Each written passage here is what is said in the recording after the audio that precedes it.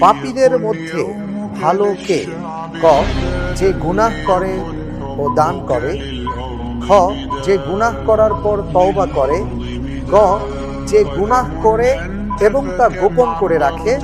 ঘ, যে গুনাহ করার পর তওবা করে এবং দান করে। হাদিসের মধ্যে বিষয়টি আসছে, আপনি ঠান্ডা মাথায় উত্তর দেবেন।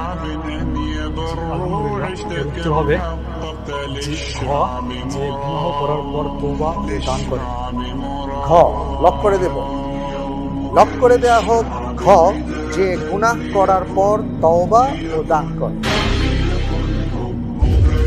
আপনার উত্তরটি এবার সঠিক হবে। সঠিক উত্তর, যে গুনাহ করার পর তওবা করে।